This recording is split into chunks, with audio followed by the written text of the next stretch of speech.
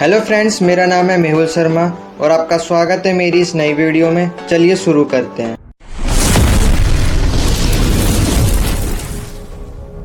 दोस्तों, आज हम इस बुक का सेकंड लेसन पढ़ने वाले हैं जिसका नाम है रेनेसेंस। हमने पिछली वीडियो में भी रेनेसेंस के बारे में पढ़ लिया था, लेकिन अब हम डिटेल में पढ़ेंगे इस चैप्टर में। तो चैनल पर नए हैं तो चैनल को सब्सक्राइब कर दीजिए और वीडियो को लाइक कर दीजिए। और अगर आपको इसकी पीडीएफ चाहिए, आपको हिंदी और इंग्लिश दोनों मिल जाएगी मेरे टेलीग्राम चैनल पर। तो चलिए सबसे पहले हम रेनेसेंस का इंट्रोडक्शन देख लेते हैं। तो देखिए, जैसे मैंने आपको पहले ही बताया था, जो रेनेसेंस है उसका मतलब होता है रीबर्थ, यानी पुनर्जागरण, किसी भी चीज का दोबारा से जन्म लेना।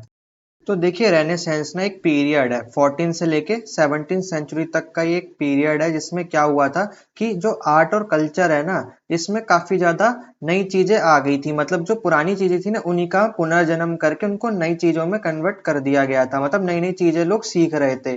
जैसे कि हमारी जो पुरानी संस्कृति है, अगर हम उसको नई तरीके से, मॉडर्नाइज तरीके से करते हैं, तो वो क्या होता है, पुनर्जागरण होता है, नई पुनर्जन्म होता है। मतलब पुरानी चीज का एक नए रूप में जन्म लेना। तो देखिए, जो रेनेसेंस पीरियड था ना, जब यूरोप में ये रेनेसेंस पीरियड चल रहा था, तो वहां पे क्या हुआ था, रिवाइवल हुआ था किसका, क्लासिकल लर्निंग और कल्चर का। कि जो यूरोप का जो पुराना कल्चर था, जो कैथोलिक कल्चर था ना, अब वो प्रोटेस्टेंट कल्चर में बदल चुका था, यानी अब वो पुनर्जन्म ले चुका था। और जो उनकी पुरानी जो क्लासिकल लर्निंग थी, अब वो मॉडर्नाइज हो चुकी थी। तो देखिए, रेनेसेंस के पीरियड में किन किन चीजों का रिवाइव और रीडेवलपमेंट किया गया। जैसे कि क्लासिकल म्यूजिक, जो पुराने संगीत थे, उनका रीडेवलपमेंट किया गया। पेंटिंग्स वगैरह, उसमें मॉडर्नाइजेशन आ चुकी थी। और काफी सारे जो आर्ट्स फॉर्म थी ना, उनमें भी उन्होंने उसको रिवाइव करा और रीडेवलप करा। तो आप इसको ऐसे समझ सकते हैं, जैसे कि हमारे जो ओल्ड सॉन्ग होते हैं ना, पुराने जमाने के सॉन्ग, उसी का हम दोबारा जब उसको रिमिक्स करके नया सॉन्ग बना देते हैं, तो सेम आप इसको वैसे ही समझ सकते हैं कि इसका हमने रीडेवलपमेंट कर दिया। और देखिए, रेनेसेंस की वजह से ना, जो फिलोसफिकल ना, नई नई फिलोसफिकल आइडियाज भी जन्म लिए, है ना, उनका भी उदय हुआ। जैसे मैंने आपको बताया था ना, कैथोलिक से प्रोटेस्टेंट आ चुके थे, उनकी आइडियोलॉजी चेंज हो चुकी थी, है ना। तो ऐसी जो रेनेसेंस है ना, जब मॉडर्नाइजेशन हुआ था, रेनेसेंस की वजह से नए नए फिलोसफिकल आइडियाज आने लगे। जैसे कि ह्यूमनिज्म। अब मैंने आपको बताया था, जो प्रोटेस्टेंट जो कल्चर था ना, वो ज्यादा ह्यूमन बेस्ड था, यानी ह्यूमन को ज्यादा वो वैल्यू देता था, ना कि कल वो रिलीजन को। क्योंकि जो कैथोलिक था ना, वो सिर्फ रिलीजन बेस्ड था, जो धर्म को प्राथमिकता देता था। लेकिन जो प्रोटेस्टेंट जो कल्चर था, वो ह्यूमन को ज्यादा वैल्यू देता था। तो रेनेसेंस की वजह से ह्यूमनिज्म और इंडिविजुअलिज्म आया। और देखिए, ये जो मानसिकता थी, ये जो नई फिलोसफिकल आइडियोलॉजी थी, ह्यूमनिज्म और इंडिविजुअलिज्म, तो ये जो फ्यूडल माइंडसेट था ना, जो फ्यूडल लॉर्ड्स हुआ करते थे, तो उनको ये चैलेंज करता था। क्योंकि इंडिविजुअल की बात हो रही थी, और जो फ्यूडल लॉर्ड्स थे, वो जो अत्याचार करते थे ना फार्मर्स पे, गरीबों पे, उनसे टैक्स वसूला करते थे, अत्याचार करते थे, और उनको उनका जो फायदा होता था वो भी नहीं देते थे, उनका जो प्रॉफिट होता वो भी नहीं देते थे। तो उनको, उनकी जो आइडियोलॉजी थी, उसको इस आइडियोलॉजी ने काफी ज्यादा अपोज करा। तो देखिए, ऐसा माना जाता है कि जो रेनेसेंस है ना, उसकी सबसे जो पहली उत्पत्ति है ना, वो इटली में हुई थी। तो इसलिए हम सबसे पहले हम इटली के बारे में पढ़ेंगे कि जो इटली है ना, वहाँ पे रेनेसेंस का उदय कैसे हुआ, वहाँ पे क्या क्या चीजें हुई, और रेनेसेंस की वजह से क्या क्या रीडेवलपमेंट इटलीज में हुए। क्योंकि सबसे पहले इटली में ही आया था। फिर आप एंड में जाके पढ़ेंगे कि इटली के अलावा बाकी देशों में ये रेनेसेंस कैसे आया। तो चलिए, सबसे पहले हम पढ़ते हैं society and politics in Italian city states. तो देखिए, जब रेनेसेंस का पीरियड चल रहा था ना, तो इटली के जो शहर थे ना, वहाँ पे high degree of urban culture देखने को मिला। यानी सबसे ज्यादा जो, ऐसे कह सकते हैं, सबसे हाई फाई जो शहर था ना, वो इटली में था। उस टाइम का सबसे ज्यादा अर्बन कल्चर वहाँ पे था। और देखिए, सबसे ज्यादा जो अर्बन जो कल्चर था ना, वो नॉर्दर्न और सेंट्रल रीजन में था। अगर मैं आपको साइड में इटली का मैप भी लगा दूंगा, आपको दिख रहा होगा इटली कैसा है। तो उसका जो नॉर्थ पार्ट है और जो बीच का पार्ट है, सेंट्रल पार्ट है, तो यहाँ पे सबसे ज्यादा अर्बन कल्चर था उस टाइम पे, रेनेसेंस के पीरियड के टाइम पे। मतलब बाकी देशों में इतनी अर्बनाइजेशन नहीं थी जितनी इटली के इन क्षेत्र में थी। तो देखिए, इटली में रेनेसेंस लाने के पीछे जो सोशल स्ट्रक्चर है ना, उसने काफी ज्यादा इंपॉर्टेंट रोल प्ले करा। तो सोशल स्ट्रक्चर क्या होता है, जो अपर क्लास के जो लोग होते थे ना, जैसे कि नोबल लोग हो गए, जो प्रिंसिपल लोग हो गए। तो ये देखिए, जो ये नोबली, प्रिंसिपली और जो ग्रैंडी लिखा हुआ है, इटालियन भाषा में लिखा हुआ है। तो इसका मतलब वही है, जो नोबल लोग, जो अमीर लोग हुआ करते थे, वहां के जो जो बड़े जो पढ़े लिखे लोग होते थे, तो इन्होंने काफी ज्यादा अपना योगदान दिया रेनेसेंस लाने में। इन्होंने क्या दिया, अपने विचार दिए इंटेलेक्चुअली, और मटेरियलिस्टिक जो फाउंडेशन होती है वो प्रोवाइड करवाई। इन्होंने अपने आइडिया दे, इन्हीं की आइडिया की वजह से रेनेसेंस आ पाया, क्योंकि इनके पास पॉलिटिकल पावर थी और इन्हीं की सरकार थी, गवर्नमेंट इनकी सुना करती थी, वहाँ के जो नोबल लोग हुआ करते थे। तो इन्होंने अपना काफी ज्यादा योगदान दिया रेनेसेंस लाने में इटली में। तो देखिए इटली में ना एक सिविक इंडिपेंडेंस आया है। सिविक इंडिपेंडेंस मतलब होता है लोगों की स्वतंत्रता। अभी इसका जो एग्जाम्पल है ना, हमें कहाँ मिलता है, अकॉर्ड ऑफ लॉडी इन 1454। तो ये अकॉर्ड ऑफ लॉडी एक टाइप का एक ऐसा एग्रीमेंट है जो इटली के जो शहर है ना उनके बीचों में हुआ था, जो वहाँ के जो अर्बन सिटीज थी जैसे कि मिलन, वेनिक और फ्लोरेंस, ये इटालियन सिटी थी। तो इनके बीच में ना आपस में समझौता हुआ था कि हम आपकी मदद करेंगे, वो हमारी मदद करेंगे, मतलब आपस में एक दूसरे की मदद करेंगे और साथ मिलकर अपने आप को डेवलप करेंगे। कोई किसी को मारेगा नहीं, लड़ाई झगड़ा नहीं करेगा, मतलब शांतिपूर्वक आपस में मिलकर अपना डेवलपमेंट करेंगे। तो इनके बीच में ऐसा एग्रीमेंट हुआ था। तो इस एग्रीमेंट के चलते सिविक इंडिपेंडेंस लोगों को मिली। अब देखिए सारे जो सिटी स्टेट थे वो एक साथ हो गए थे, है ना, उन्होंने एग्रीमेंट कर लिया था। तो इसकी वजह से लोगों को सिविक इंडिपेंडेंस यानी नागरिक स्वतंत्रता मिली। तो नागरिक स्वतंत्रता मिलने के बाद जो फॉरेन एग्रेशन था, यानी जो दूसरे देश एक दूसरे पे हमला करके उसकी जमीन ले लेते थे ना, तब उसका जो डर था वो खत्म हो चुका था। अब जो जितने भी शहर थे ना, ये जितने भी स्टेट थे, अब आपस में एक दूसरे को डेवलपमेंट करने में लग गए थे। ये तो मटीरियलिस्टिक अकम्प्लिशमेंट में लग गए थे, यानी जो भौतिक जो साथ जो रिसोर्सेज है, संसाधन है, उसको कैप्चर करने में लग गए थे। अब देखिए आप सभी ने यूरोपियन यूनियन के बारे में सुना होगा। तो ये यूरोपियन यूनियन क्या है, मतलब जितने भी यूरोप के जो स्टेट है ना वो मतलब एक साथ होकर अपने आप का डेवलपमेंट करेंगे, क्योंकि उन्होंने एक ही करेंसी रख रखी है ना। जितने भी यूरोप के स्टेट है वहाँ पे एक ही करेंसी चलेगी, और जितने भी मतलब चीजें है ना वो एक साथ मिलकर उसका तय करेंगे कि इस चीज का क्या करना है। तो जो यूरोपियन यूनियन है इसी कॉन्सेप्ट से निकला है। जैसे कि इन्होंने जो अर्बन स्टेट थे, ये इन्होंने एग्रीमेंट कर लिया था कि हम साथ मिलकर अपने आप का विकास करेंगे। वैसे ही जो यूरोपियन यूनियन है उसने भी एग्रीमेंट कर रखा है कि हम अपना साथ मिलकर एग्रीमेंट करेंगे और कोई देश किसी और देश पे हमला नहीं करेगा, है ना। तो इसी कॉन्सेप्ट से ये आगे चलकर यूरोपियन यूनियन बना था।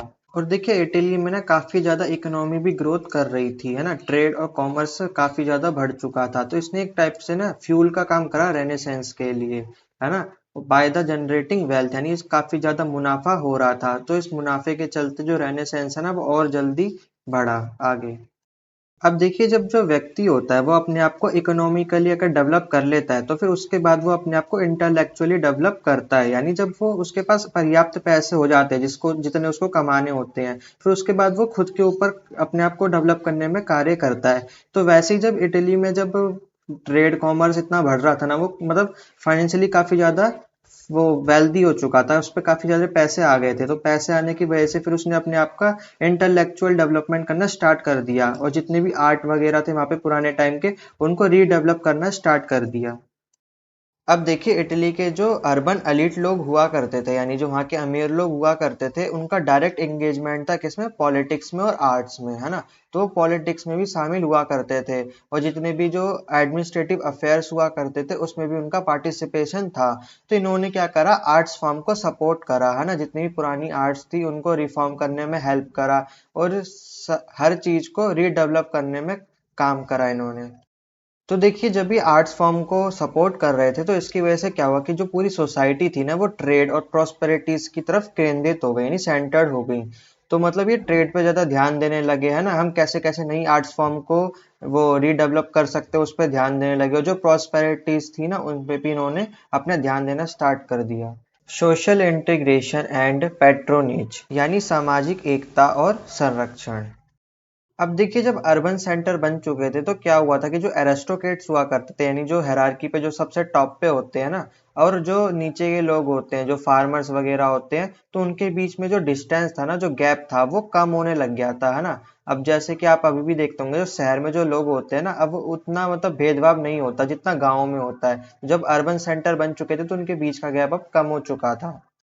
तो इसकी वजह से लोगों के बीच एक सामाजिक एकता आ चुकी थी और संरक्षण भी मिल चुका था। संरक्षण कैसे, जैसे कि जो छोटे लोग हुआ करते थे उनके पास पैसों की कमी होती थी, अब लेकिन जब वो एक साथ हो गए थे, गैप कम हो गया था, तो वो बड़े लोगों की मदद करते थे, तो बदले में उनका भी फायदा हो जाता था। मतलब अब जो गरीब लोग थे ना वो भी अब समृद्ध हो चुके थे, मतलब एक लेवल पर आ चुके थे, वो अब इतने गरीब नहीं रहे थे क्योंकि साथ में उन्होंने एक कोलैबोरेशन कर लिया था।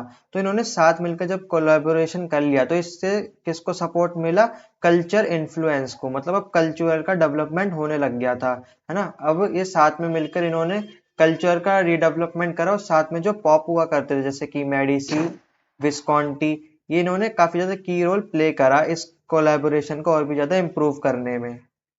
अब देखिए patronage as a catalyst for renaissance. तो देखिए अगर आपने थोड़ी बहुत साइंस पढ़ी होगी तो आपने वहां पे पढ़ा होगा कैटलिस्ट क्या होता है। कैटलिस्ट एक टाइप की ऐसी चीज होती है जो किसी भी प्रोसेस की जो स्पीड है ना उसको इंक्रीज कर देती है। तो मतलब कैटलिस्ट को हिंदी में बोलते हैं उत्प्रेरक, यानी किसी भी चीज की स्पीड बढ़ा देना। तो देखिए जो पैट्रोनेज है यानी जो संरक्षण है ना, इसने ना रेनेसेंस की स्पीड बढ़ा दी थी, यानी इसकी वजह से जो रेनेसेंस है ना, जो पुनर्जागरण हो रहा था वो काफी ज्यादा स्पीड से होने लगा। अब देखिए जो रूलर होता था यानी जो वहाँ का राजा होता था, मर्चेंट्स जो व्यापारी हुआ करते थे और जो रोमन चर्चेज हुआ करते थे, तो ये क्या करते थे? संरक्षण देते थे। कैसे? फाइनेंशियली, यानी ये पैसे देकर मूर्तियां बनवाते थे, बड़े बड़े महल बनवाते थे, है ना। और कई सारे जो आर्ट्स फॉर्म है उनको रिवाइव करवाते थे। तो ये जो आर्टिस्ट हुआ करते थे, क्राफ्टमैन हुआ करते थे, जो आर्किटेक्ट हुआ करते थे, उनको ये अच्छे पैसे देते थे, उनकी मतलब जो भी वो बनाते थे ना उनके अच्छे दाम देते थे और उनसे जबरदस्ती भी बनवाते थे ताकि वो इनको संरक्षण दे सके आर्ट एंड कल्चर को। तो देखिए इटली के जो शहर है ना, फ्लोरेंस, मिलन और नेपल्स, वेनिस, रोम, तो ये जितनी भी शहर है ना यहाँ पे काफी ज्यादा हमें कल्चरल जो चीजें है ना वो देखने को मिलती हैं। जो पुराने टाइम की जो आर्ट एंड कल्चर है वो सब देखने को मिलता है। तो यहाँ पे काफी ज्यादा जो राजा वगैरह और व्यापारी वगैरह थे ना, जो चर्चेस थे, उन्होंने काफी ज्यादा कंट्रीब्यूशन दिया है अपना यहाँ पर।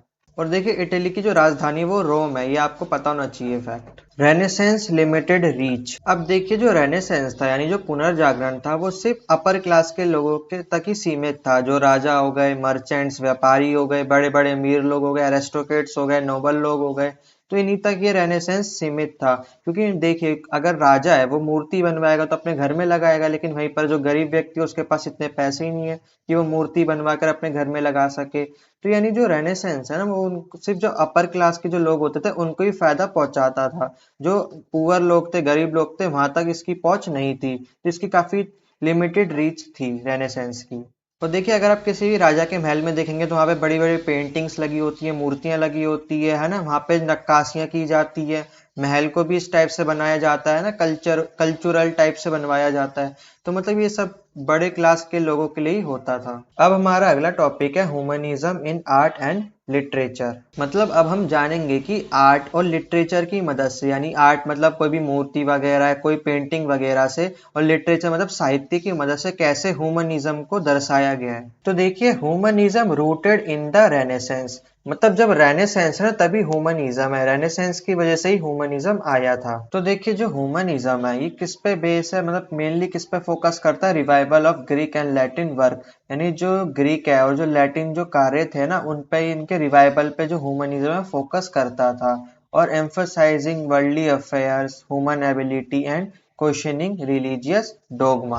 यानी देखिए जब रेनेसेंस आ चुका था तो सब ह्यूमनिज्म पे ज्यादा फोकस कर रहे थे। तो देखिए जो वर्ल्डली अफेयर्स होते हैं, जो संसारिक जितने भी मामले होते हैं वो ह्यूमन को अफेक्ट करते हैं, इसलिए जो ह्यूमनिज्म पे जोर दिया जा रहा था, वो ह्यूमन की क्या क्या एबिलिटीज है उन पे फोकस किया जा रहा था। और जितने भी जो रिलीजियस डॉगमा है, यानी जो परंपराएं हैं, जो ऐसी परंपराएं जो ह्यूमन को नुकसान पहुंचाती हैं, तो उसको लेकर भी क्वेश्चनिंग की जा रही थी कि आप ऐसा ऐसा आप करवा रहे हैं तो इसके पीछे का कारण क्या है, वो सब उस पर क्वेश्चनिंग की जा रही थी रिलीजियसली। अब देखिए कुछ इंस्पायरिंग फिगर जैसे कि पैट्रिच, फैसिनो और मिरांडोला, तो ये ऐसी इंस्पायरिंग फिगर थे जिन्होंने ह्यूमनिज्म पे काफी ज्यादा जोर दिया था। और इन्हीं के चलते जो ह्यूमनिज्म है उसने काफी ज्यादा आर्ट, लिटरेचर, साइंस, गवर्नेंस, इन सब को काफी ज्यादा इन्फ्लुएंस भी किया।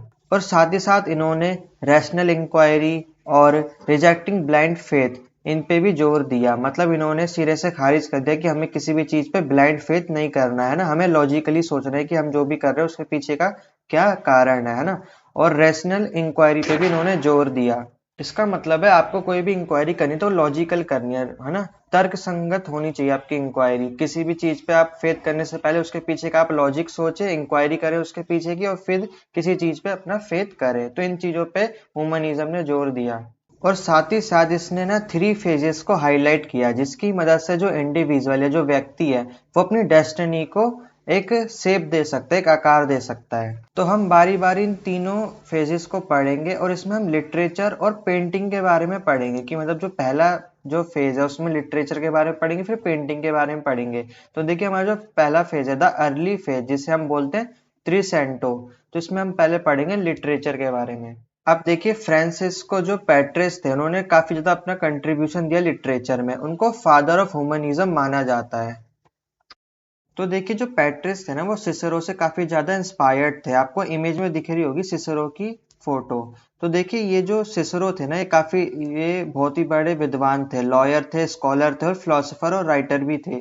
तो इनसे इंस्पायर होकर जो पेट्रिस थे ना, उन्होंने एजुकेशन की काफी ज्यादा एडवोकेट करी, यानी वकालत की। इन्होंने एजुकेशन पे जोर दिया ताकि जो ह्यूमनिज्म है ना, वो लोगों तक पहुंचाया जा सके। इसकी जो आइडियोलॉजी है ना ह्यूमन के प्रति, वो उसका विस्तार किया जा सके। तो इन्होंने एजुकेशन पे काफी ज्यादा जोर दिया।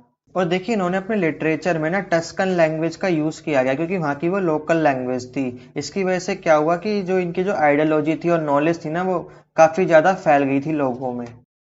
अगला बड़ा नाम है जियोवानी बोकैकियो। इन्होंने भी ह्यूमनिज्म पे काफी ज्यादा जोर दिया था, है ना। इन्होंने कई अपने आइडियाज को एक्सप्रेस किया, कई सारी पोएमें लिखी, लव स्टोरीज लिखी, है ना, और काफी सारे पर्सनल एक्सपीरियंस को भी शेयर किया।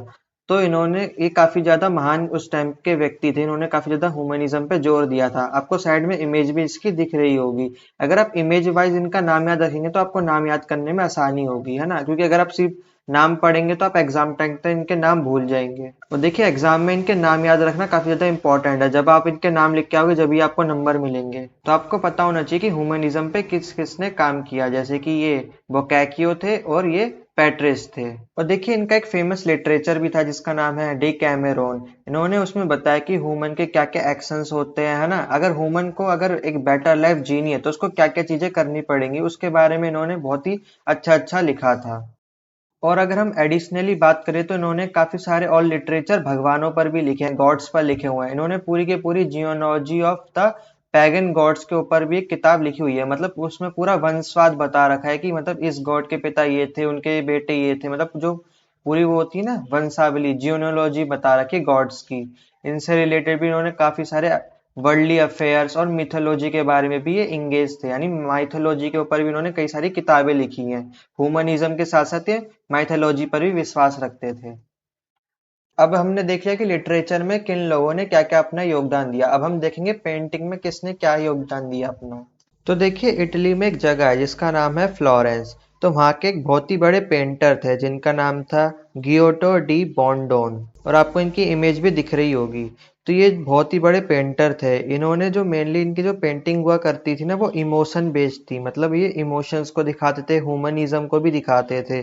और ये इन्होंने वो अपनी इमेज में जो जीसस क्राइस्ट है ना, उनको दर्शाया है। अभी मैं आपको इनकी इमेज भी दिखाऊंगा, इनकी मतलब जो पेंटिंग है वो भी दिखाऊंगा कि इन्होंने क्या क्या पेंट किया है। तो देखिए इन्होंने काफी ज्यादा इंपॉर्टेंट रोल प्ले किया है elevating painting as an independent art form. तो एक इंडिपेंडेंट आर्ट फॉर्म को एलिवेट करने के लिए इन्होंने काफी ज्यादा अपना योगदान दिया है। इन्होंने कई सारे अपने मास्टर पीस भी बनाए हैं, जैसे कि जो फ्रेस्कोस में सेंटा क्रॉस में दिखा है, जैसे कि आपको इमेज में देखिए, आपको इमेज में दिख रहा होगा ये क्या है, सेंटा क्रॉस। ये जो इमेज आपको दिख रही है ना, ऊपर क्या ये तितलियां सी उड़ रही हैं, जीसस नीचे लेटे हुए हैं, और ये सब इनके आसपास बहुत सारे लोग रो रहे हैं। तो ये इन्होंने अपनी पेंटिंग में बनाया है। और इन्होंने क्या बनाया है, अरीना चैपल्स बनाया है। आपको इमेज में दिख रहा होगा ना, ये मतलब एक गैलरी टाइप दिख रहा होगा। यहाँ पे बहुत सारी इमेजेस लगी हुई है दीवार पर। और ऊपर देखिए आपको ये जो पूरी छत है पूरी नीले कलर से पेंट हुई दिख रही होगी। तो देखिए इन्होंने काफी ज्यादा हल्के कलर का इस्तेमाल किया है, यहाँ पे शेड्स का इस्तेमाल किया गया है। और देखिए आपको जो ब्लू सीलिंग दिख रही है ना अरीना चैपल्स की, ये किसको सिंबलाइज करती है, हेवन यानी स्वर्ग को, है ना। तो इनकी पेंटिंग आप जितनी भी देखेंगे आपको सब नीला नीला कलर दिखाई देगा। आप जितनी भी पेंटिंग देखेंगे, इससे पहली वाली और अरीना वाली और इसकी आगे की जो मैं आपको पेंटिंग दिखाऊंगा, सब में आपको नीला कलर दिखेगा। ये किसको, स्वर्ग को दर्शा रहा है। और देखिए इन्होंने और कई सारी नोटेबल पेंटिंग्स भी बनाई हैं, जैसे कि the meeting at the golden gate. तो देखिए आपको इमेज में दिख रहा होगा, देखिए ऊपर भी ये क्या है, आसमान नीला नीला है, और ये जो जीसस है ना, ये इन लोगों से मिल रहे हैं, और ये क्या है, गोल्डन गेट है। तो ये पेंटिंग को नाम दिया गया है the meeting at the golden gate. और इसके अलावा एक और पेंटिंग है द बेट्रेयल। तो ये जो अगली पेंटिंग आपको दिख रही है ना, ये सारे लोग जीसस से गले मिल रहे हैं और शहनाइयाँ वगैरह जो भी बजा रहे हैं, अपना भुप्पू वगैरह। तो इसका नाम भी दिया गया बेट्रेयल। तो ये इन्होंने कुछ फेमस अपनी पेंटिंग बनाई है। और इन सभी पेंटिंग में आपको नीला कलर दिख रहा होगा ऊपर के साइड, है ना। तो ये किसको दर्शा रहा है, ये स्वर्ग को दर्शा रहा है। अब देखिए इसमें एक चीज नोटिस करिए, जितनी भी मैंने आपको पेंटिंग्स दिखाई, इसमें आपको ह्यूमन इमोशंस दिख रहे होंगे। जैसे कि पहले पिक्चर में जैसे जीसस जमीन पे लेटे हैं, लोग रो रहे हैं, चिंता कर रहे हैं, है ना। और जैसे अगली पिक्चर में ये गले मिल रहे हैं, है ना, एक दूसरे को अलविदा दे रहे हैं। तीसरी पेंटिंग में भी गले मिल रहे हैं, है ना, खुश हो रहे हैं। तो मतलब जितनी भी आपने पेंटिंग्स देखी, ह्यूमन इमोशन पे बेस्ड थी, है ना। तो इनकी जो पेंटिंग है ना, ये ह्यूमनिज्म को दर्शाती हैं, और ये स्ट्रगल को भी दर्शाती हैं जो गॉड और ईवल के बीच में चल रहा है। तो देखिए अभी हमने अर्ली फेज में ये समझा कि कैसे शुरुआती टाइम में जो लिटरेचर और पेंटिंग की मदद से ह्यूमनिज्म को दर्शाया जा रहा था ना, ह्यूमनिज्म पे जोर दिया जा रहा था। तो देखिए जो ट्रासेंटो था, यानी जो अर्ली फेज था, ये था 14th सेंचुरी की स्टार्टिंग में। अब हम मिडल फेज पढ़ेंगे, यानी करीब 15th सेंचुरी में लिटरेचर और पेंटिंग के माध्यम से कैसे ह्यूमनिज्म पे जोर दिया गया। और देखिए ऊपर आपने जो वर्ड पढ़ा ना, ट्रेसेंटो और ये क्वाट्रोसेंटो, ये सब इटालियन वर्ड्स है। इटालियन वर्ड्स में मिडल फेज और अर्ली फेज को ये सब कहा जाता है। तो चलिए सबसे पहले देखते हैं मिडल फेज में जो लिटरेचर है, वहां पे किसने क्या जोर दिया। तो देखिए जब रेनेसेंस का पीरियड चल रहा था, जब पुनर्जागरण हो रहा था ना, हर चीज का रीडेवलपमेंट हो रहा था, तो ऐसे में जो लैटिन और ग्रीक लैंग्वेज थी ना, वो भी दोबारा से रीडेवलप हो गई थी। अब वो मतलब कैसे रीडेवलप होगी, वो दोबारा से मतलब पहले बोली नहीं जाती थी, फिर से इटली में ग्रीक लैंग्वेज बोली जाने लगी। तो इसके पीछे जो मेन कारण था वो थे कि ग्रीक स्कॉलर जिनका नाम था मैनुअल। तो मैनुअल ने काफी ज्यादा अपना कंट्रीब्यूशन दिया ग्रीक नॉलेज को इटली में फैलाने में, क्योंकि वो ग्रीक के बहुत बड़े स्कॉलर थे, उनको सब चीज़ें पता थी, उनके पास नॉलेज थी ग्रीक लैंग्वेज को लेकर। तो उन्होंने अपनी काफ़ी सारी किताबें छापी ग्रीक में और उनको पूरे इटली में फैला दिया। और इन्होंने मेनली जो भी अपना लिटरेचर लिखा ना, वो ह्यूमनिज्म को लेकर ही लिखा था, और वो भी ग्रीक में लिखा था। और आपको इनकी इमेज दिख रही होगी, दिखने में कैसे हैं इमेजेस, है ना, नाम याद रखने में आपको थोड़ी हेल्प मिलेगी। और देखिए उस टाइम पे 15th सेंचुरी में ह्यूमनिस्टिक स्टडी पे ज़्यादा जोर दिया गया, उसको एक्सपेंड किया गया, ताकि जितने भी सब्जेक्ट्स हैं जैसे कि Latin, grammar, literature, history, ethics, philosophy, logic और रिलीजन, अब इन सब पे ये जो इनके सब्जेक्ट हैं, इनको और भी ज़्यादा इनकी रेंज बढ़ाई जा सके, तो ह्यूमनिस्टिक स्टडी पे और भी ज़्यादा ध्यान दिया गया, और एक इंडिविजुअल के रोल पर ध्यान दिया गया ताकि वो सोसाइटी को इम्प्रूव कर सके, और साथ ही साथ ह्यूमन की ग्रोथ के लिए वो कॉम्पिटिटिव स्पिरिट को भी डेवलप कर सके। अब हम देखेंगे मिडिल फेज में पेंटिंग ने कैसे ह्यूमनिज्म में योगदान दिया अपना। तो देखिए 15th सेंचुरी में एक महान पेंटर थे, वो रेनेसेंस पेंटर थे, जिनका नाम था मसेसियो। इमेज में भी आपको दिख रही होगी इनकी फोटो। तो ये काफी रियलिज्म पे वर्क करते थे, मतलब इनकी जो पिक्चर थी ना, वो रियल मोमेंट पे बेस होती थी, जैसे कि आपको इमेज में दिख रहा होगा।